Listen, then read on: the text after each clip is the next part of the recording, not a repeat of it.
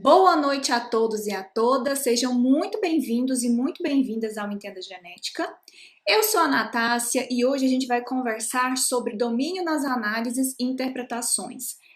Ou como a gente conversa aqui, né, DNA, a sigla DNA. Para quem é, o que é isso que a gente vai conversar. A nossa pauta de hoje ela é centrada em dois aspectos, tá? O que é isso, né, que eu chamo de domínio nas análises, e a gente vai colocar uns pormenores que eu acho bem legal de você ir adicionando aí na sua jornada, você que trabalha com DNA, que trabalhará, e depois para quem que é isso, né? Será que é para todo mundo? Será que todo mundo conhece? Então, quando a gente fala especificamente de análises, né, geralmente a gente tem algumas objeções na nossa cabeça. A gente pensa, cara, é difícil, é complicado, tem uma receita? Tem um jeito de fazer? Será que eu coloco um pouco mais de sal, um pouco menos de sal, mais açúcar, não põe, fermento, o que é, qual que é o tipo de farinha? Enfim, são muitos aspectos. E eu quero te dizer que sim, tem uma receita, tá? Você tem algumas formas de desenvolver essa receita. A primeira delas é sendo tipo autodidata, sabe? Como assim, Nath, sendo autodidata? Você vai pegar as coisas sozinho e vai dar um jeito de aprender. Nesse processo, pode ser que você erre a mão, pode ser que você adicione mais de um tipo de tempero, menos de outro, deixe um pouquinho a mais no forno, até que você consegue finalmente masterizar a receita. Você pode também pegar uma receita pronta de alguém que já passou por todo esse processo, que sabe o caminho das pedras e que vai te passar como se fosse essa receitinha, só que aí você tem que adaptar para a sua realidade, né? Então, a gente sempre tem que pegar o que o outro passa para a gente de experiência e olhar para o que a gente tem, como a gente pode utilizar isso. Nath, qual que é o melhor jeito para mim, para eu que quero analisar, interpretar os dados genéticos? O que eu tenho que fazer?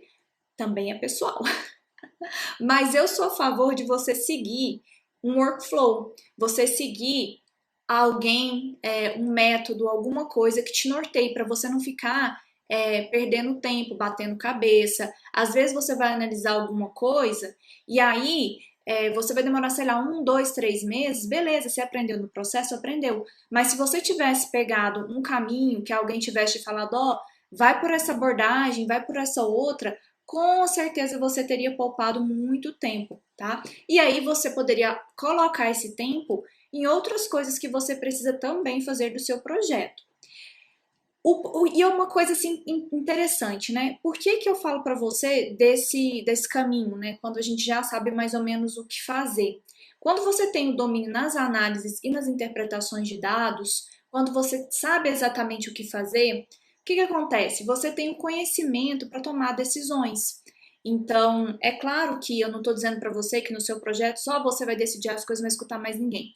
Mas você vai saber avaliar se aquela sugestão, se aquela orientação, se aquela abordagem, ela é adequada ou não para você, mesmo que você não saiba analisar aquilo que está sendo proposto. Porque esse domínio nas análises e nas interpretações dos dados genéticos vai para além de apertar botão, gente. Não é simplesmente ficar apertando botão, não. Não é isso. Então você vai treinar, olhar e tomar decisões. Você vai saber qual que é o seu caminho sem ser dependente de alguém. Então é como se você tivesse no seu cérebro um GPS. Você vai configurar do jeito que você quer, porque embora você não conheça uma cidade, por exemplo, que você vai, e você chega nessa cidade, que é, sei lá, numa sorveteria, e você não sabe absolutamente nada de lá. Mas você tem um GPS, e esse GPS ele vai te ajudar a chegar na sua sorveteria.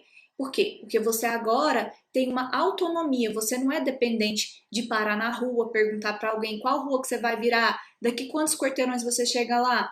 Então, tudo isso é muito legal. Por quê? Porque você sente segurança, né? Você sente segurança no seu caminho. E aí, gente, antes propriamente dessa parte que eu chamo de domínio das análises e interpretações de dados, a gente tem algumas tomadas de decisões, a gente tem algumas coisas que precisam ser feitas, tá? A primeira delas, que parece óbvia, mas não é óbvia, porque muita gente demora bastante e perde muito tempo nesse ponto, é a escolha do tema. O que é que você vai estudar?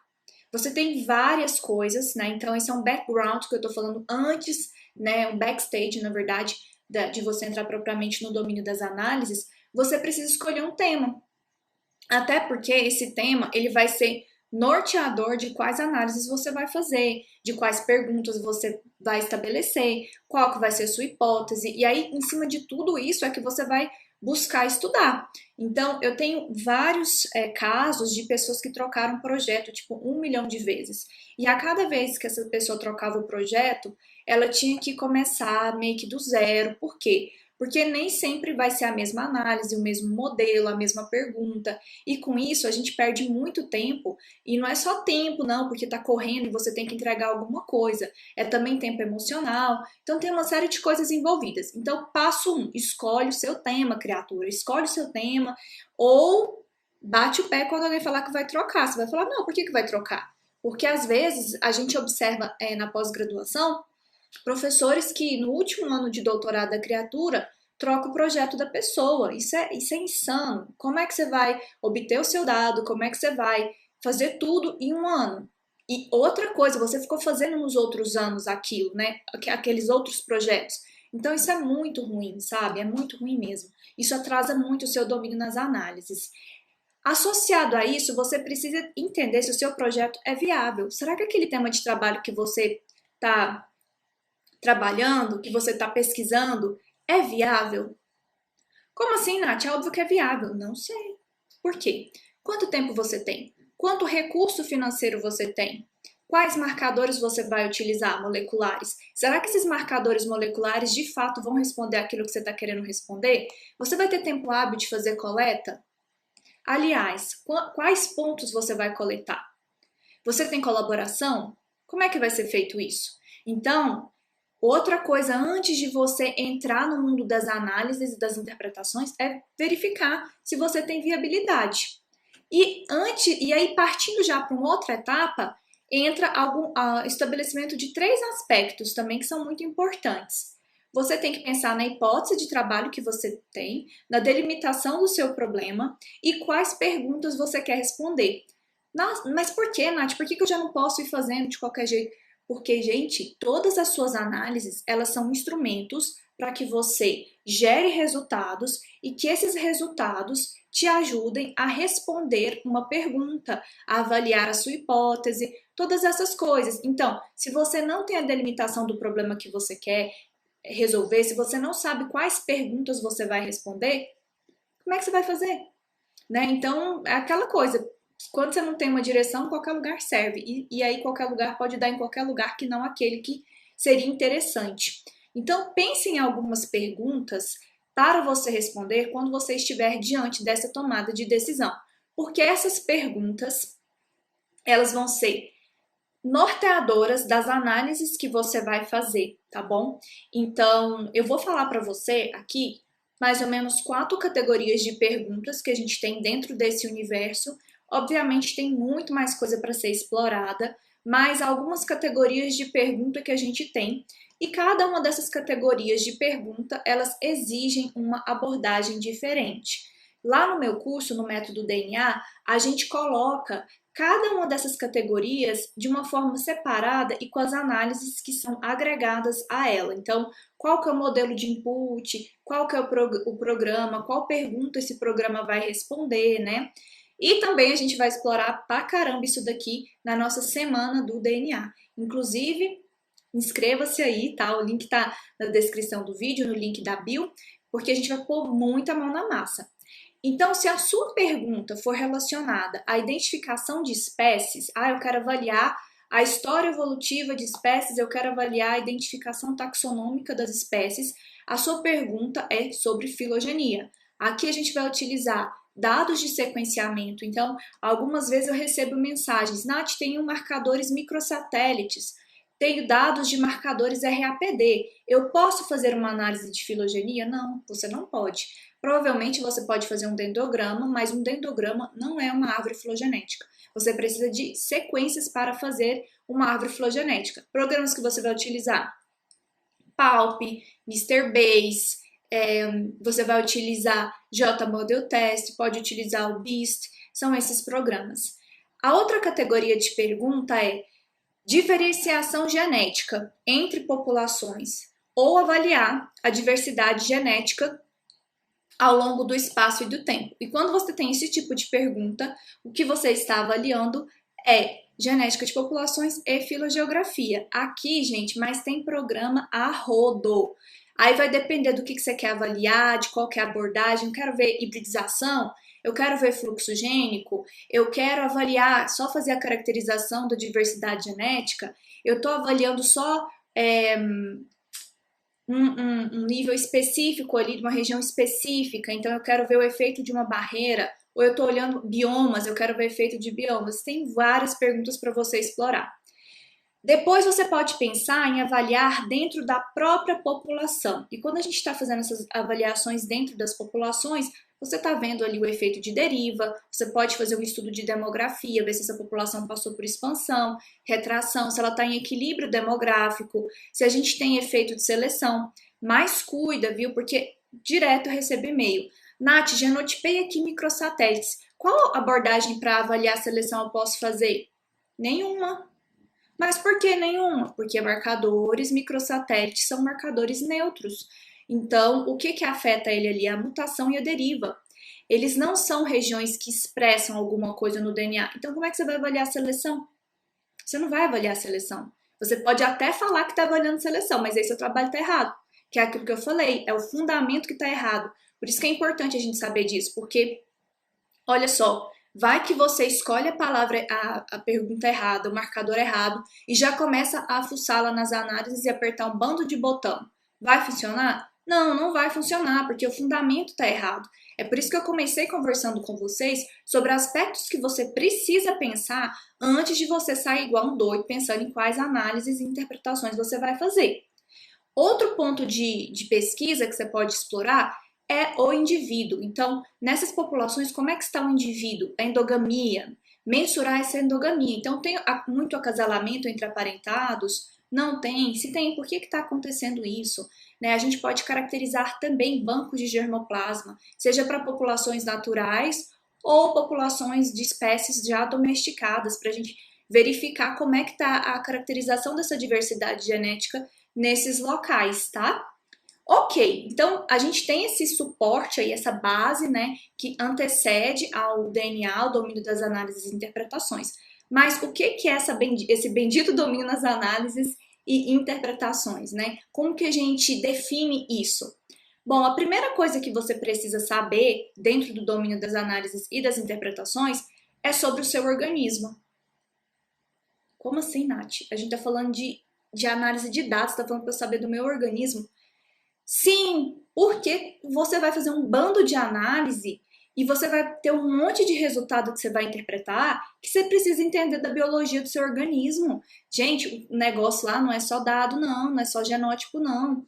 O dado, ele reflete uma história. Você vai contar essa história. Quem que é seu personagem? O organismo que você está estudando. Então você tem que contar para mim quem que ele é. Quem que ele é? Qual que é seu personagem, né? Do que ele gosta? Como que ele, onde ele ocorre? Onde que é a casa dele? O que está acontecendo? Por exemplo, eu ia muito ajudar nos trabalhos de campo com drosófila, tá? Espécies de drosófilas nativas que são mosquinhas. Cada espécie de drosófila tem uma preferência, um hábito alimentar. Então, tem algumas espécies de drosófilas que ocorrem lá no Nordeste que elas são cactófilas. O que é isso? Elas ovopositam, botam o ovinho lá no cacto podre. É lá que ela coloca. Então, sabendo disso, eu tenho que pôr a minha armadilha para conseguir coletar essa mosca aonde? No lugar que tem cacto ou onde não tem cacto? Aonde tem cacto, é lá que eu tenho que colocar. Então, se eu não sei dessa ecologia da espécie e vou coletar, às vezes eu posso chegar no lugar e ter uma frustração muito grande, porque eu não consegui coletar. Mas eu não consegui coletar precisamente porque eu não sabia da ecologia da espécie. Outra coisa, nesse caso que eu estou dando de exemplo, a gente precisava preparar a isca. Como é que era essa isca para essa drosófila? Eu tinha que colocar banana, fermento, laranja, várias coisas para atrair a mosca. Então, tinha uma proporção certa, tinha uma proporção adequada, a gente sabia do que o bicho gostava. Então, vá conhecer seu organismo. Será que tem árvore filogenética para ele? Porque, cara, se tiver, o que você pode fazer? Você pode pegar essas espécies da árvore de filogenia, utilizar para te ajudar a fazer uma datação na sua árvore de haplótipos. Como assim, Nath? Não estou entendendo, você está falando grego. É porque, gente, quando a gente está estudando, por exemplo, a filogeografia, você pode fazer uma datação, você pode falar, olha, esse grupinho aqui tem 2 milhões de anos, esse grupinho aqui tem 3 milhões de anos. Eles divergiram há 5 milhões de anos atrás. Então, cara, se divergiu há 5 milhões de anos atrás, que estava acontecendo que houve essa diversificação dos grupos? Então, com a idade, você consegue ir lá na literatura e caçar o que aconteceu, entende? Então, será que você tem taxa de mutação para essa espécie que você está estudando, para o marcador que você está estudando? Porque se tiver, opa, você pode utilizar essa taxa de substituição nucleotídica para várias análises que você tem. Será que esse indivíduo ele tem fecundação cruzada? Ou ele tem autofecundação, né? Igual a gente tem um bando de espécies de planta que são por autofecundação. Então a história dele vai ser completamente diferente. Ele tem acasalamento preferencial, né? O fenótipo importa para ele? Importa. Eita, então aí também vai ter outra coisa para eu investigar. Então, olha o quanto de coisas que tem por trás desse know-how sobre o seu organismo. Sabendo sobre o seu organismo, você precisa ter uma estratégia para mostrar corretamente as suas populações. Então, se você estiver caracterizando um banco de germoplasma, essa etapa não necessariamente serve para você, né? Embora você às vezes vai trabalhar com algumas espécies, tipo boi, soja, milho, que você tem vários bancos de germoplasma espalhados pelo país, e aí de repente você vai querer caracterizar cada um deles. Mas agora conversando com aqueles que trabalham com população natural, seja de bicho, planta, a gente tem que desenhar nossa estratégia de amostragem alinhada com a nossa pergunta. Como assim, Nath, alinhada com a nossa pergunta? Então, observe só, o que acontece? Faz de conta que você tem uma espécie de palmeira, e aqui eu estou dando um exemplo de uma que chama Copernícia. Não sei se vocês já ouviram falar dela, mas ela é a carnaúba. Ela dá uma cera, sabe? Que a gente faz batom, encera carro. Gente, pensa numa palmeira linda, maravilhosa, lá do Nordeste. Linda demais. Acho que eu nunca vi uma coisa tão bonita na minha vida em termos de palmeira. Ela é muito linda. Então, ela tem uma ocorrência mais no interior do Nordeste, aqui assim, e nessas áreas de sertão, né, nas áreas bem internas da Caatinga, praticamente não tem ocorrência no litoral. E se eu for fazer um estudo filogeográfico dessa espécie, eu preciso mostrar pontos que representem a distribuição da espécie. Aqui eu circundei para você alguns pontos que estão muito próximos uns aos outros. Esses pontos próximos uns aos outros não representam toda a distribuição da espécie, porque se eu quero avaliar a filogeografia, eu quero entender a história demográfica da espécie, eu quero entender a história das linhagens no tempo e no espaço. Então eu tenho que coletar o máximo de populações possíveis que representem a distribuição geográfica da espécie. Tá? Não adianta, por exemplo, você ter 100 populações, faz de conta. Nossa, eu tenho 100 populações, mas todas ocorrem uma do lado da outra. Tipo, para essa pergunta não vai fazer sentido, entendeu? Não faz sentido nenhum, porque elas não representam toda a distribuição. Adianta você ter 100 populações? Não adianta. Agora, eu tenho 15 populações, mas elas estão distribuídas de uma forma que ela representa toda a distribuição geográfica. Maravilha, arrasou. Por outro lado, se você quiser só estudar uma ou outra população para avaliar o fluxo gênico, populações próximas podem ser muito eficientes para responder esse tipo de pergunta. Varia muito. Vamos pensar num outro exemplo. Esse daqui, por exemplo, é um caso de quando você vai fazer o que a gente chama de estrutura genética espacial. Quando você vai trabalhar com estrutura genética espacial, a gente precisa georreferenciar cada um dos organismos que nós estamos coletando, cada um deles. Então, se eu tenho espécies de árvores, eu tenho que pegar o GPS e georreferenciar cada uma dessas espécies, porque com isso eu posso, por exemplo, se for planta, fazer o cálculo da distância do pólen. Qual é a distância que um pólen fecunda uma planta ou outra? Olha que legal. Então, dá para fazer um bando de coisa. Se você, por exemplo, vai fazer uma amostragem assim, você tem que também levar em consideração outro aspecto da sua pergunta. Você quer avaliar a estrutura genética espacial e verificar o impacto, por exemplo, de uma área que ela é conservada em relação a uma área que não é conservada? Então, desculpa, na verdade o impacto é numa área não conservada, tá? Em relação a uma área conservada. O interessante é que você amostre plântulas, porque as plântulas são filhotinhos daquela planta lá. Então, ela vai representar essa história mais recente. Se você pega uma planta de 100 anos, 50 anos, ela representa o fluxo gênico lá no passado. Então, você não vai conseguir captar a influência de agora, entendeu? Então, você tem que tomar cuidado com esse tipo de abordagem e como você coleta suas plantinhas, os seus animais, tá? Neste caso aqui, eu tenho um exemplo de um problema que eu estabeleci. Eu fiz coleta, então, em uma região que era completamente antropizada. Então, se você olhar aqui, ó, é uma área de pastagem, tá vendo? A gente olha e consegue ver até os trieiros aqui do gado, uma área de cana-de-açúcar e cada uma das palmeirinhas que foram georreferenciadas. Aqui a gente já tem uma área que é um pouco conservada, mas ela também tem perturbação. E aqui a gente tem uma área que é totalmente conservada. Então, qual é o impacto de cada um desses cenários? Isso era o que eu queria entender no meu trabalho. Por isso, essa foi a forma que eu mostrei. E aqui, perceba, eu tenho 3 populações em diferentes cenários e eu coletei só uma para cada um desses cenários. Por quê? Porque isso bastava para responder minha pergunta. Eu não tinha que coletar todas as populações do multiverso planetário dessa espécie, saca? Então, isso, gente, ó, você poupa tempo, você poupa dinheiro, você poupa, inclusive, saúde mental, porque você vai ter tempo para poder analisar com carinho, com cuidado, né? Estabelecendo certinho os recursos.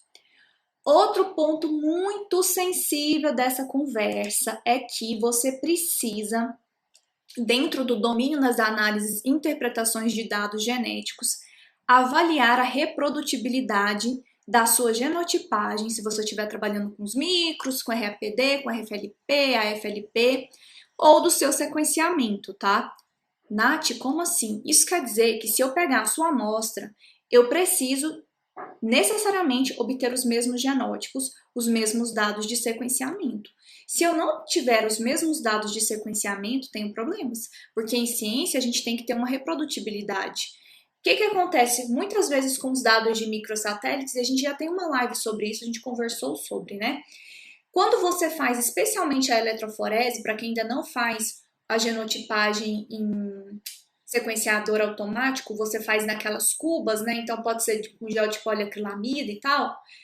Quando você tem a corrente que passa ali, né, no tampão e no seu gel, não adianta você monitorar que nem sempre você vai ter as mesmas condições para cada um dos seus géis. Então, por isso que a gente coloca um controle, porque às vezes vai correr um pouquinho mais e aí você vai genotipar como um outro alelo, quando na verdade não é. Você vai olhar para o gel e vai achar, por exemplo, que é o alelo 182, mas na verdade ele é o 180. Por isso que eu sempre aconselho que todos os géis que você fizer, quem trabalha assim, coloque uma amostra, pelo menos 1 ou 2 amostras, que você saiba qual que é o alelo daquele indivíduo, para você sempre genotipar, não só com base no marcador molecular, mas com base também nesse indivíduo que você já sabe o que ele é. Então, você precisa ter uma reprodutibilidade, tá? E além disso, a gente tem que avaliar a integridade dos nossos dados.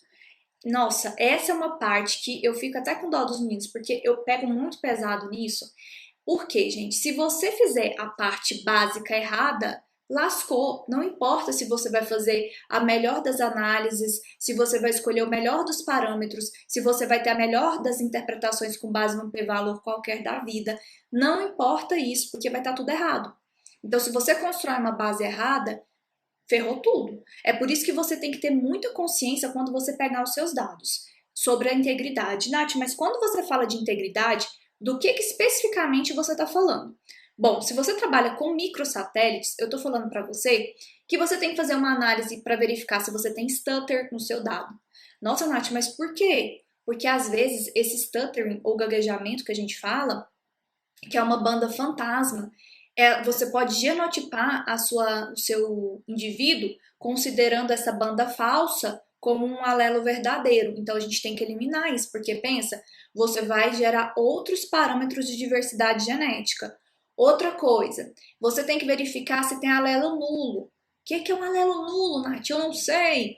Gente, alelo nulo é quando você tem o alelo, o indivíduo possui aquele alelo, mas na hora de você ter amplificação por PCR, não amplifica, porque teve alguma mutação no sítio de ancoragem do primer. Então, quando você vai fazer a PCR e a gente vai replicar aquela região, fazer cópias daquela região de interesse, quando o primer vai ancorar aqui, ó, parear nessa região para começar o processo de replicação, ele não vai conseguir, porque não vai ter especificidade, porque ocorreu uma mutação nesse dedinho aqui, ó, que seria a representação da sequência que eu quero amplificar, entendeu?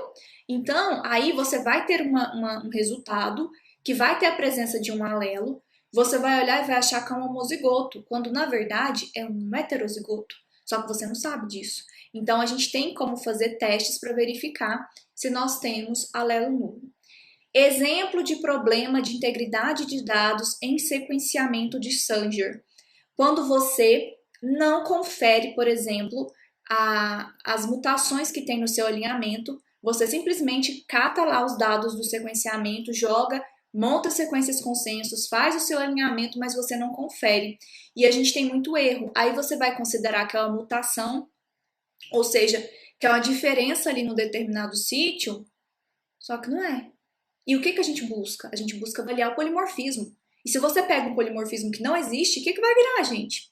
Erro atrás de erro. Então, pensa bem se você faz aí uma análise de divergência de espécie, por exemplo, de filogenia ou de datação, você pode ter um resultado completamente errado, sabe? Aí a gente tem que, então, editar esse alinhamento, verificar, por exemplo, se ele for um marcador nuclear, se tem sítios heterozigotos, né? Ou seja, se tem sobreposição de picos distintos no meu alinhamento. Se houver, eu preciso fazer uma análise. Eu preciso estimar esses heterozigotos. Então, é muita coisa para fazer nessa parte aqui.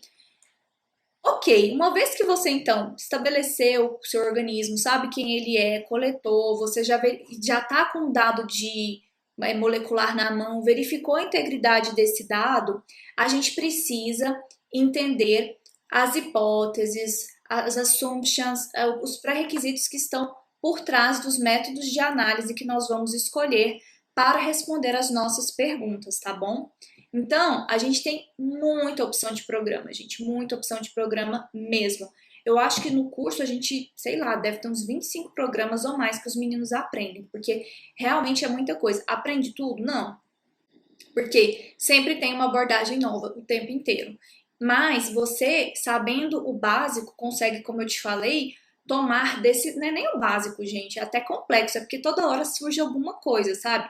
Mas quando você tem noção do cenário, do que pode ser respondido, rapidamente você pega e consegue aprender outros tipos de abordagem tranquilamente. Então perceba, se você está mexendo com structure, você está mexendo com um tipo de análise que a gente chama de Bayesiana, uma simulação.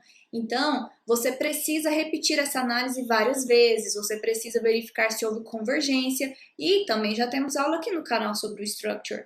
Se você está mexendo com Lamarck e você vai trabalhar com verossimilhança, é um tipo de abordagem. Se você vai trabalhar com a parte bayesiana nele, que também é possível, é outro tipo de abordagem. Cara, se você está usando microsatélites, qual que é o modelo que você vai assumir? E se for sequências, qual modelo você vai assumir? Cada programa, ele exige alguma coisa. Por isso que a análise sempre fala para você, não é só sobre apertar botões. Longe disso, viu? Não é mesmo. Porque quando você faz essas escolhas, você tem fundamentos por trás. Não é uma coisa, deixa eu ir apertando aqui e ver o que dá. Porque nessa brincadeira de ver o que dá, você interpreta tudo errado, aí você vai ter que ter todo o trabalho de refazer aquilo. Por isso que é muito bom quando você tem uma condução, alguém que tem uma experiência e que te auxilie nesse processo, para você não ficar perdido e não cometer erros que teriam consequências muito danosas lá na frente, tá?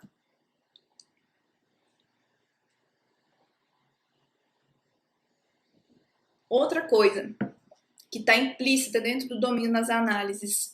Você tem que testar a hipótese, gente. Hoje não dá mais para brincar com isso. O que acontece? Antigamente, a gente tinha algumas abordagens que elas eram mais visuais. Então, você, por exemplo, via um gráfico de frequência alélica, um gráfico de haplótipo, né, que é uma pizzazinha que representa ali a constituição genética para uma determinada região de um único cromossomo. Tranquilo.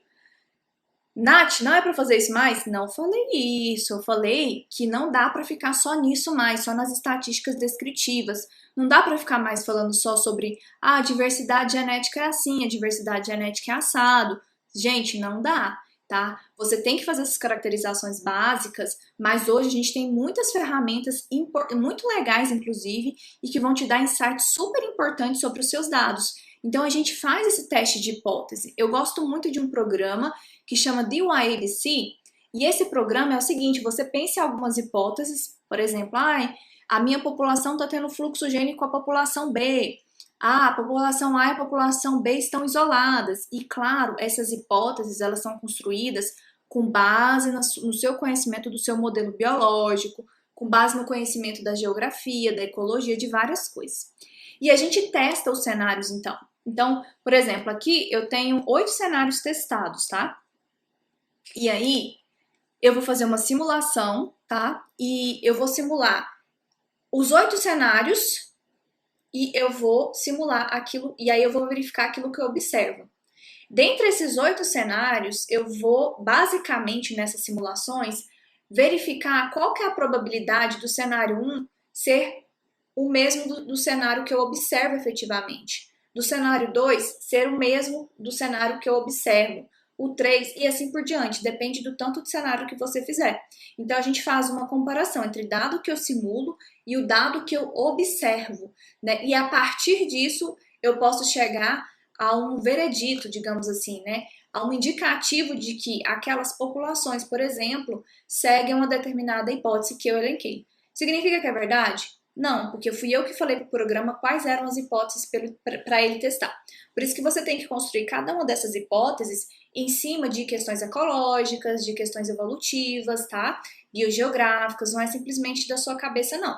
Olha que interessante, para esse primeiro gráfico aqui, ó, eu tenho que esse cenário, que eu acredito que é o 6, ele tem 80% de chance de ser o cenário que melhor explica aquilo que eu observo nos meus dados. Então, testar hipóteses faz parte do domínio nas análises porque te ajuda e te ajuda muito a interpretar aquilo que você enxerga com um valor de P associado. Tem um artigo que eu gosto muito, eu vou deixar na descrição desse vídeo, porque ele é um artigo de revisão, eu gosto muito, gente, de artigos de revisão. E esse artigo de revisão, ele pega e elenca as melhores práticas para você ter dentro das análises em diversidade genética. E aí, os autores, esse artigo é de 2007, tá? Os autores, eles fazem um flowzinho aqui que eu achei bem interessante. Então, a primeira coisa, assim como eu falo para vocês, que a Nath fala aqui, é conheça o seu organismo. E aqui ele vai elencar cada aspecto que você precisa avaliar dentro do seu organismo. Por exemplo, qual que é o modo de reprodução, qual que é a ploidia, é tetraploide? Coitado de quem trabalha com tetraploide. Tô brincando, gente, continue porque pessoas precisam trabalhar com eles. Tem algum conhecimento genético anterior? Por que isso é importante? Cara, se tem um conhecimento genético anterior, maravilha, você não precisa partir do zero, ver o que a pessoa fez. Será que eu tô fazendo a mesma coisa que alguém fez? Será que eu vou contribuir ou meu trabalho tem outra abordagem? Cara, se já foi feito, como que eu posso melhorar aquilo? Como que eu posso trazer uma outra visão? O que eu posso fazer? Posso chamar para fazer uma parceria? Qual que é o modo de dispersão desse organismo? Como que ele dispersa? Você encontra ele amplamente distribuído ou ele é mais local? Como é que funciona isso? A partir desse conhecimento do organismo que você está a estudar, você vai poder gerar, então, hipóteses embasadas na biologia, né? E aí sim você vai, então, fazer o design do seu experimento. O que você vai fazer? Você vai fazer uma abordagem temporal? Você vai fazer uma abordagem espacial?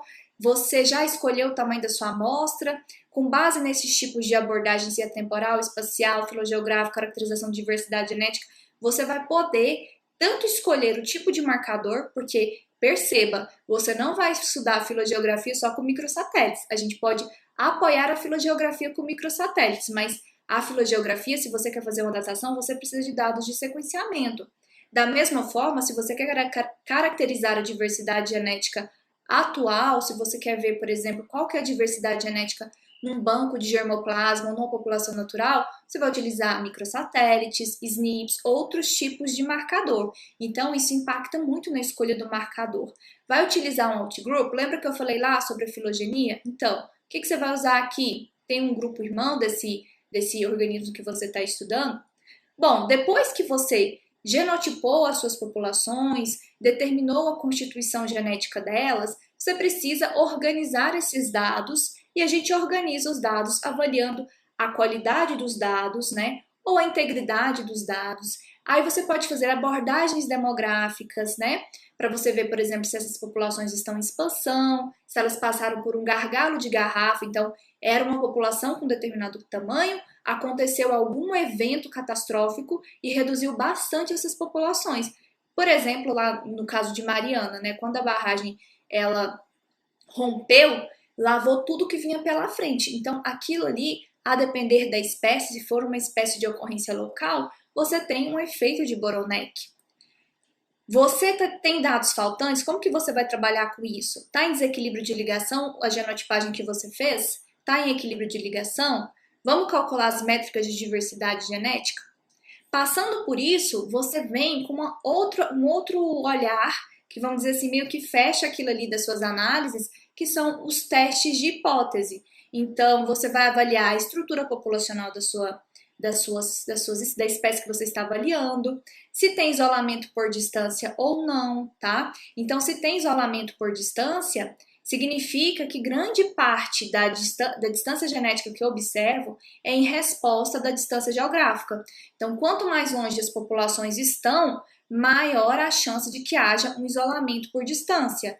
Mas a gente tem que fazer o teste. Você pode usar, por exemplo, o teste de Mantel para fazer isso, ou o Ide-Moran para avaliar esses aspectos. Tem migração? Tem fluxo gênico? Não tem.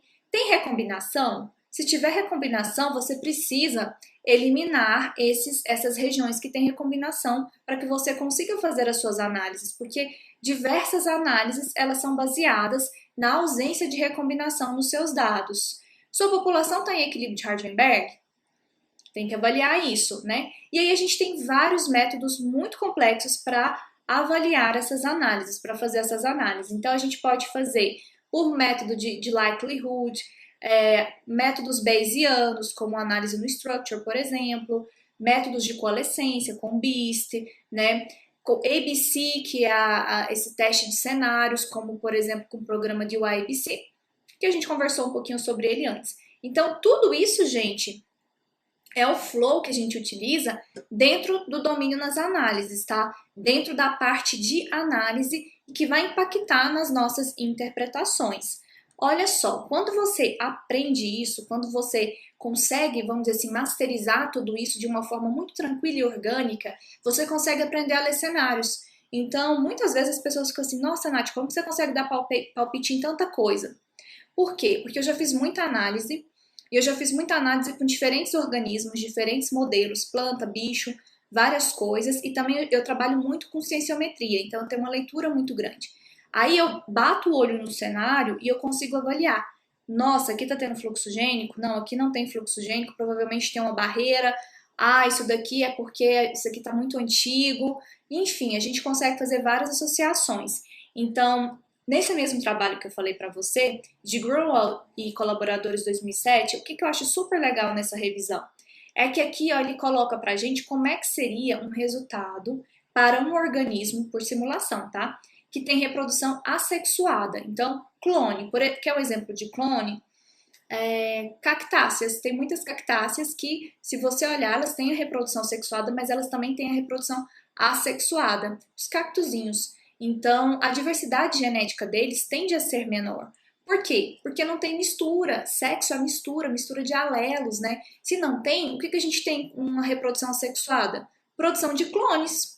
Então, a gente tende a ter uma diversidade genética muito melhor. Por outro lado, quando a gente tem uma reprodução sexuada, a gente tem embaralhamento de alelos, a gente tem diversidade maior.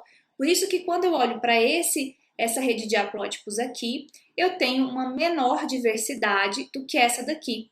Nath, mas como que você está falando que tem menor diversidade só de olhar? Olha só, nessa rede de network para reprodução assexuada, a gente vê haplótipos com uma frequência muito maior, tá?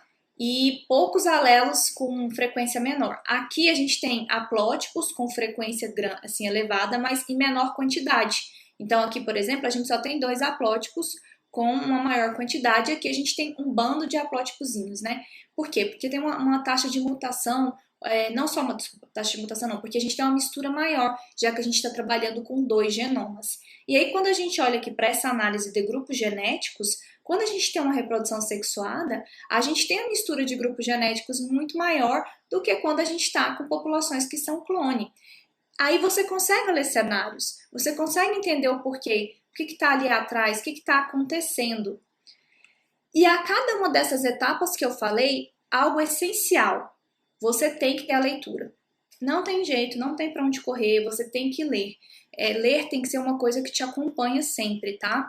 Que seja, quando você está mexendo com a pesquisa, 10, 15 minutos por dia, algum tipo de leiturinha para te ajudar, algum vídeo, alguma coisa para te dar um insight, para você beber de alguma fonte, tá? Então, por exemplo, você que está aqui agora, você que virá depois, pronto, você já fez o dever de casa, porque você está vendo um bando de coisas. Tudo isso que eu tô te falando é produto de anos de estudo. Então, o que eu tô te falando aqui, eu levei muito tempo para aprender.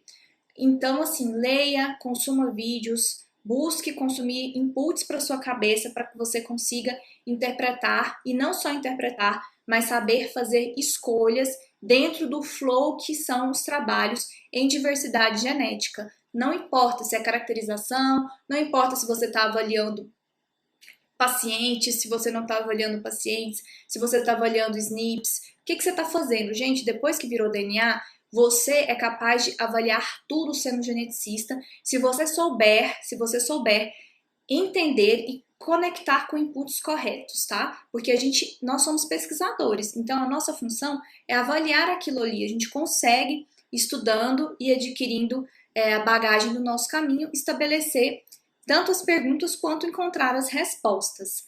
Agora, a gente fez essa primeira parte explicando o que é o método, né? O que é o domínio nas análises e interpretações, e agora eu quero te contar para quem que é isso, tá? Isso é para quem quer ter clareza na jornada, para quem quer ter tranquilidade na jornada. É para quem quer ter isso. Então, se você é essa pessoa, você está no caminho certo com a gente aqui. E eu fiz uma enquete com vocês aí no Entenda Genética, e eu perguntei para vocês, né? Se você sabe o seu porquê, né? Dentro desse mundo, desse universo paralelo, que é o estudo da diversidade genética, a identificação dos marcadores que você vai avaliar, da sua pergunta de pesquisa, se você tem um porquê estabelecido, tá? 63% das pessoas que responderam disseram que sabem o porquê e 37% disseram que não sabem. E eu vou te contar que para você entrar nessa jornada das análises e interpretações de dados genéticos, você precisa saber o seu porquê. Porque se você não souber o seu porquê, vai ser muito difícil você aguentar o rojão. É muito difícil, gente, porque olha o quanto de coisas eu falei para vocês aqui, quantas coisas você tem que fazer, quantas tomadas de decisão. Então, esse porquê ele tem que estar muito bem ancorado. Por que você está estudando isso? Qual que é o seu objetivo estudando isso? Sempre a gente tem que ancorar com o porquê. E esse porquê tem um propósito, senão as coisas ficam vazias. E fica muito fácil da gente desistir no caminho. Fica muito fácil da gente desanimar no caminho. Então, estabeleça o seu porquê. Por exemplo, aqui no Entenda Genética, qual é o meu porquê? Qual é o meu propósito? O meu propósito é facilitar o conhecimento sobre genética, facilitar as análises genéticas para quem quer aprender. O meu objetivo é que isso chegue a mais pessoas e que pessoas não se percam no caminho porque não teve alguém que falou, cara, faz isso aqui, segue por esse caminho. O meu propósito aqui é te ver satisfeito, satisfeita, te ver feliz, te ver com domínio, né? Mandando mensagem para mim falando, Nath, eu consegui. O meu propósito aqui é que, por exemplo, com as vendas dos cursos que a gente faz, a gente consiga apoiar ONGs, né, e fazer transformação na vida de outras pessoas. Então esse é o meu propósito, eu sei o meu porquê. É por isso que eu sempre tô aqui o tempo inteiro, porque teve um porquê por trás. E isso mudou, fez toda a diferença na minha decisão de ficar aqui e vai fazer toda a diferença na sua decisão de ficar dentro dessa jornada de pesquisa, de entender a diversidade genética dos seus organismos. Agora, quando você tá nisso aqui, significa que você vai saber tudo? Tipo, não, agora acabou, não vou ter problema nenhum, vou saber tudo que eu tenho que fazer. Não, gente, não significa isso. Absolutamente, talvez é até mais problema. Porque quanto mais a gente sabe, menos a gente descobre que sabe, mais a gente descobre que sabe, né? Então, quanto mais você alarga o pensamento, mais você percebe que falta muito para você aprender. Mas essa é a jornada é justamente cada dia mais você aprender e criar conexões e ter inputs para poder fazer as suas interpretações e caminhar. Mas o fato de você não saber tudo, mas estar dentro de um frame, dentro de um workflow que te ajude, né? Você decidir realmente estudar e saber o que você está fazendo, te ajuda principalmente na busca de soluções. Então, pode ser que você tenha um problema para resolver dentro da genética que você não sabe como você vai resolver, mas você sabe onde procurar a resposta. E você sabe onde procurar a resposta precisamente porque você estudou. Agora, é fácil? Não é fácil. Eu sei que não é fácil. Às vezes a gente coça para fazer outra coisa e vai ter momentos da sua jornada que vão ter coisas que vão te dar prazer e vai ter momentos da sua jornada que terão coisas que não te darão prazer. Mas quando você tem um propósito, você sabe que você vai enfrentar cada uma delas, as que te dão prazer e as que não te dão prazer, porque a jornada não resume no prazer ou no não prazer, e sim no propósito, no porquê.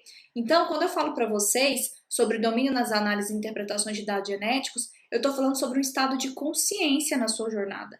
É para que você saiba ter o seu próprio GPS, escolher a sua solução, perceber que não tem só uma solução, pode ter várias, e saber avaliar qual que é a melhor delas para você. Mas aí você vai falar para mim, Nath, beleza, que massa, eu acho muito legal isso aí que você falou, só que é o seguinte, demora. E demora muito. E eu não tô com saco para isso. Bom, aí realmente não tem conversa se você não tá com saco, né? Mas se demora para você e você quer saber como fazer, segue aqui a gente. De verdade, essa é uma boa alternativa. Procura grupos que te dão uma orientação mais adequada do que fazer. Porque, gente, a excelência demora mesmo, isso é normal. A gente não vai ter resultado, tipo, então hoje eu vou aprender a analisar, amanhã eu vou saber escolher todas as opções do planeta. Não. Mas se você começa hoje, amanhã você está mais perto do seu propósito, do seu objetivo.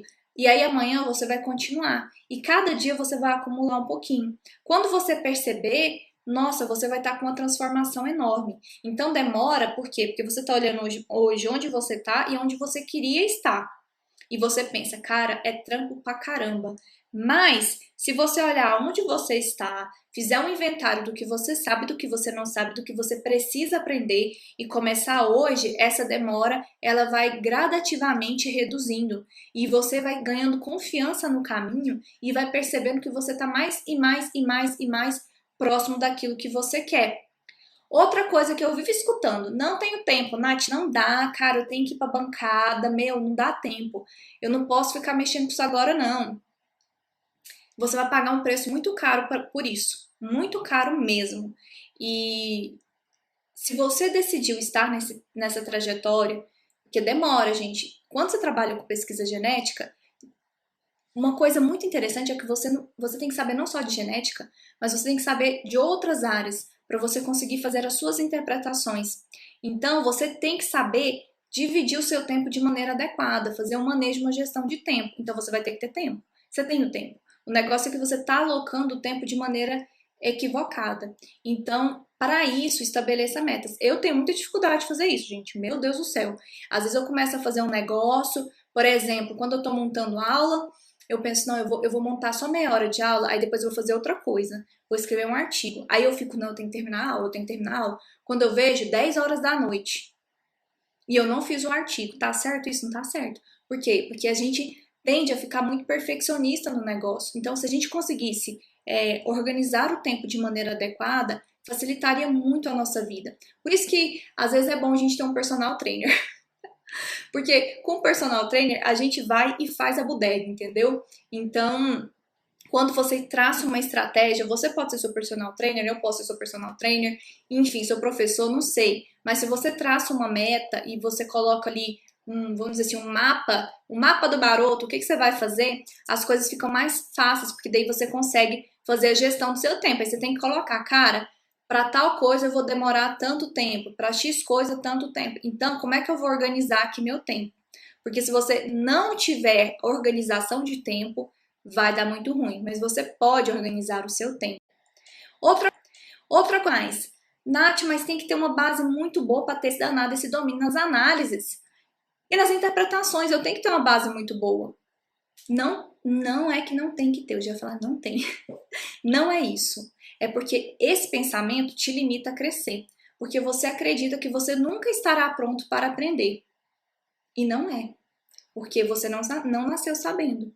E o aprendizado, ele é libertador. Então, nunca se prenda a isso, nunca compare o seu palco, o seu backstage, né, atrás das suas cortinas com o palco do outro. Porque cada um teve uma escolha, cada um fez opções, escolheu estar em determinados locais. Isso não é porque a pessoa é melhor ou pior. Então, você não precisa ter uma base boa para começar a aprender. Senão a gente nem levantava da cama, gente. Simplesmente assim, desse jeito. Então a gente tem que escolher fazer. Simples assim. Senão a gente nunca vai ter base nenhuma.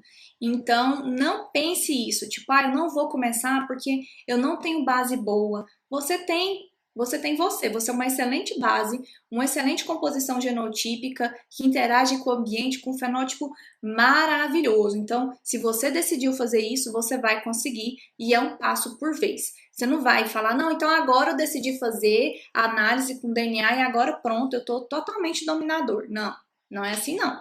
Mas você vai construindo a base. Porque senão a gente não aprendia nada. Tipo, eu mesmo, pega eu lá de 10 anos atrás. Eu não tinha base para genética, nenhuma. Imagina só se eu tivesse existido, porque quando eu comecei eu não tinha. E assim por diante. Outro erro muito comum para quem está nessa jornada, eu preciso obter os dados primeiro. Ai, meu Deus, eu já fui muito assim, gente. Eu pensava, não, porque eu vou varar à noite, eu vou conseguir sequenciar tudo, aí eu vou ficar só por conta de analisar. E aí, o que eu vou fazer? Eu vou analisar os meus dados, porque assim eu não perco tempo. Se eu analisar o meu dado, eu não vou perder tempo. Eu já aprendo analisando o meu dado e tenho o resultado. Olha que maravilha. Mas nenhum plano resiste ao campo de batalha, não é mesmo, meus amigos? Não resiste. Então, o que acontece? Esse é um erro muito comum. Geralmente, quando a gente obtém os dados, você tem, sei lá, um mês para defender, 2 meses. Se a pessoa obteve os dados com um ano antes, nossa, que beleza, parabéns. Você realmente arrasou e de verdade, eu tô falando assim que teve uma gestão de tempo e orientação muito boas, mas isso não acontece com a maioria das pessoas. E eu tive a sorte de, no meu doutorado, eu consegui obter os meus dados um ano antes da minha defesa. E isso foi fantástico, gente. Nossa, mas foi muito bom mesmo, me ajudou bastante. Mas no meu mestrado não foi assim. E eu me lasquei muito, por quê? Porque eu fui aprender a analisar com os meus dados. Eu não tinha feito treinos antes, muito pouco, sabe? Tipo assim, só para disciplina. No meu doutorado, não, eu treinei antes. Então, quando você vai treinando nesse processo, e a gente vai conversar semana que vem sobre como fazer isso de uma forma bem orientada, facilita a sua vida, porque as coisas não são separadas em caixinhas. Não são. E aí, na hora de apertar botão, você desespera, porque não é só apertar botão, você tem que ter uma inteligência por trás daquilo ali, você tem um fundamento teórico por trás. O que você vai escolher fazer? Se você escolher a opção errada. E a gente trava, gente. Eu travo, pelo menos, assim, se eu tiver que fazer um negócio em cima e tiver que aprender, dá bug na minha cabeça. Tem gente que funciona muito bem, então tem que ver realmente o que funciona para você. Mas eu sempre falo, tira esse negócio da cabeça que você tem que obter o dado primeiro, porque as coisas não são separadas em caixinhas. Aprender a analisar não tem nada a ver com obter o dado primeiro. Nada a ver com isso. Aprender a analisar é uma habilidade que você adquire, é uma skill. Bom, conversando com vocês também, eu perguntei o que vocês preferiam. Se vocês preferiam ter domínio na análise ou ter o resultado na mão. E eu fiquei muito feliz em perceber que 88% das pessoas que responderam, e muitas pessoas responderam, preferiam ter o domínio nas análises, né? E eu conversei que isso era também porque você não queria se sentir na mão de ninguém, você queria ter noção do que estava acontecendo. Não significa que você vai saber tudo do multiverso, como eu falei, mas você tem aí a capacidade de troca, né, de também ser o GPS da sua jornada na pesquisa. Agora eu só quero te falar uma coisa. Algumas vezes ter o resultado na mão é interessante, muito interessante. Então, depende muito. Por exemplo, eu não tenho habilidades gigantescas na área de modelagem, não tenho. Modelagem ecológica. Então, o que que eu faço? Parcerias. E essas parcerias me dão resultado na mão. Mas perceba, é uma parceria, é uma colaboração. Da mesma forma que eu dou para eles os resultados genéticos na mão. Porque cada uma dessas pessoas vão ter uma habilidade e essas habilidades quando juntas, elas conseguem produzir coisas muito boas, que eu não teria essa habilidade. Então, só tenha isso em mente pra gente também não ficar tipo, eu tenho que saber tudo, eu tenho que saber tudo. Não, você não tem que saber tudo. Algumas vezes é legal ter o resultado na mão. Algumas vezes é importante que você tenha o resultado na mão, tá? Só pra não ficar com esse peso, né? E também uma coisa que me surpreendeu muito foi conversar aqui com vocês e perguntar o que que arrancava o cabelo de cada um. 75% me contou que era interpretar e 25% analisar.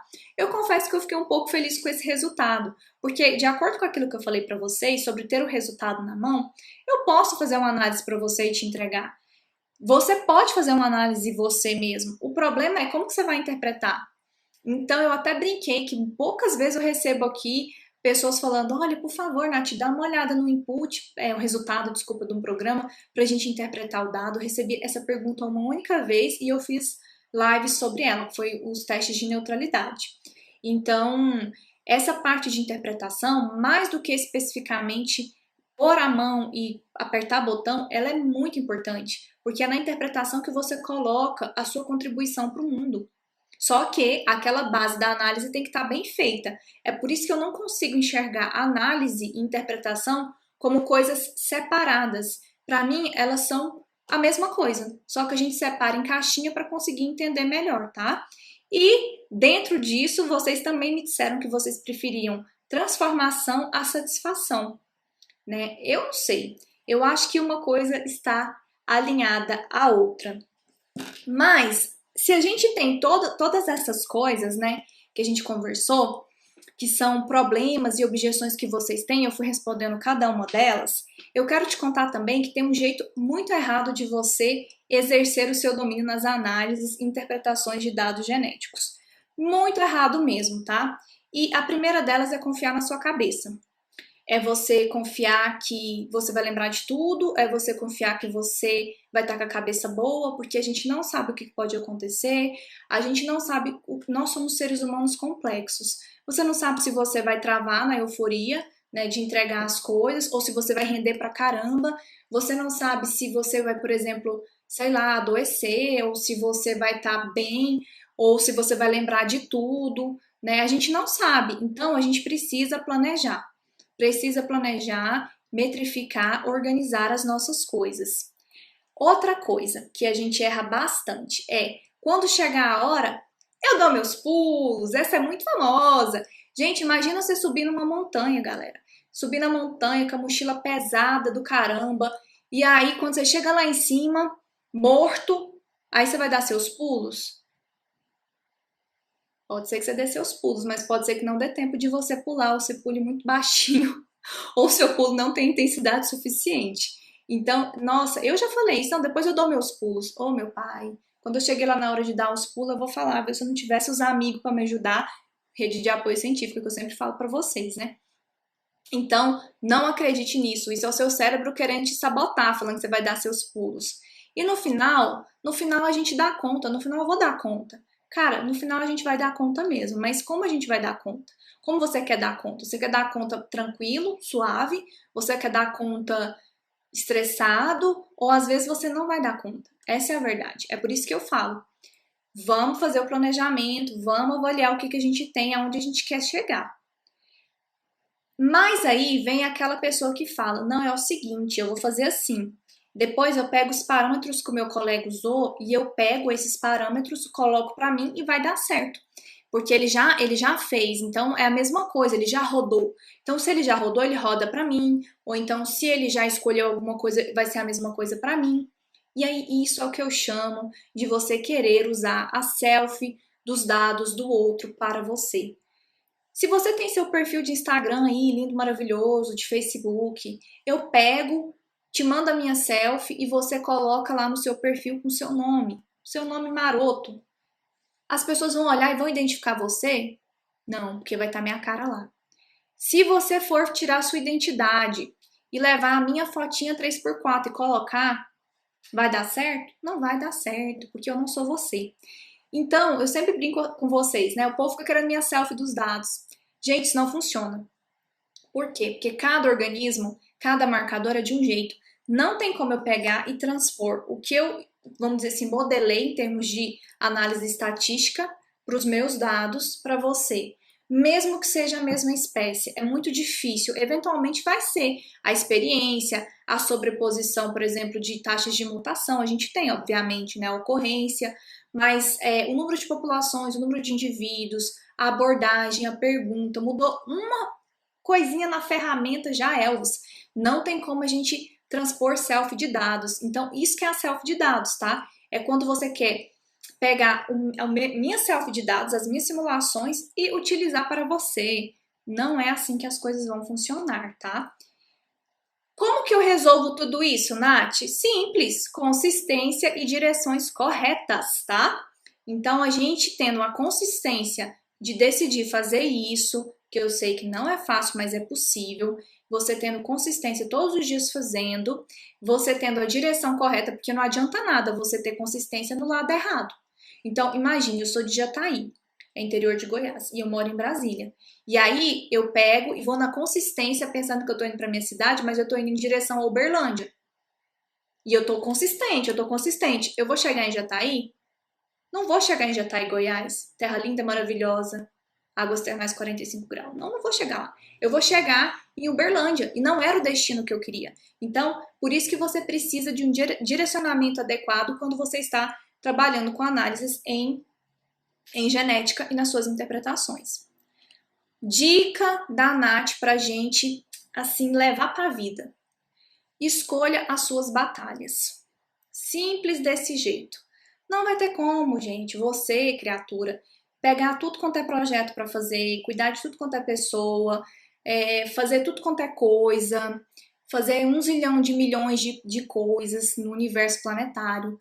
Você vai ter que escolher suas batalhas. Então, você vai ter que pensar estrategicamente aonde você quer chegar, quais passos você vai fazer e quais passos você vai deixar de fazer para você conseguir chegar aonde você quer. Eu acho que a mensagem escolha suas batalhas, amei, realmente funciona muito. A gente tem que escolher.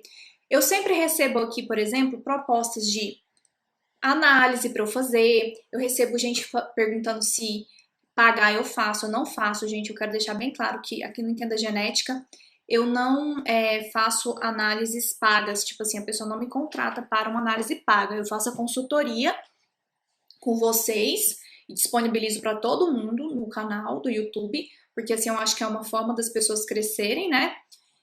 E tem o curso Método DNA, mas eu não vou pegar um dado, você me pagar e eu analisar, porque eu acho que vai contra tudo, mas eu recebo essas propostas.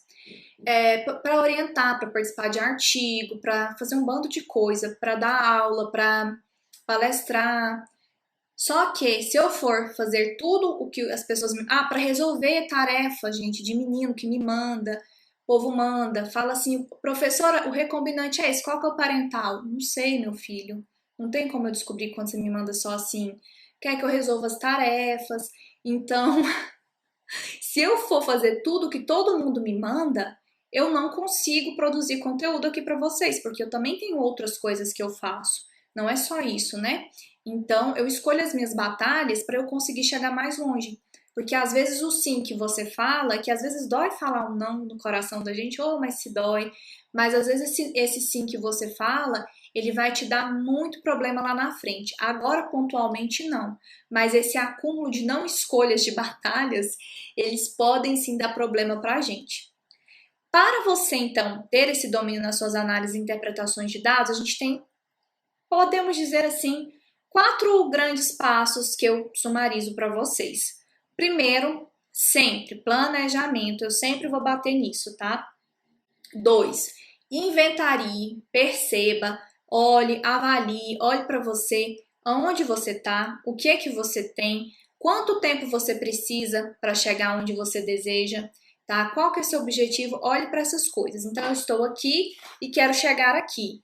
O que que eu preciso? Eu tenho que inventariar para eu saber o que que eu tenho que adquirir, porque de repente eu já tenho muitas coisas, eu não preciso adquirir. Então, isso te ajuda a traçar estratégias.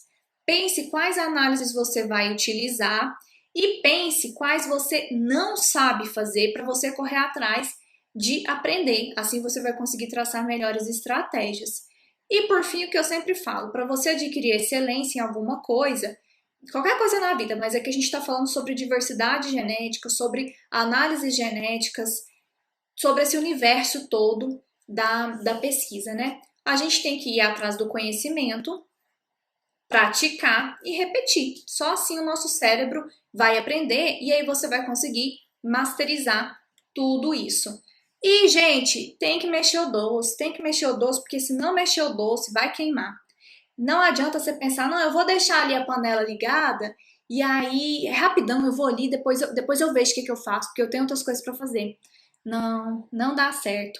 Quando você tem o doce do DNA, você tem que pegar e tá o tempo inteiro mexendo, porque senão gruda embaixo, queima, o doce fica com um gosto ruim, ou então você vai ter muita dificuldade para mexer, vai começar a empelotar, de repente vai até sair um doce, mas não vai ser aquele doce melhor de todos do planeta.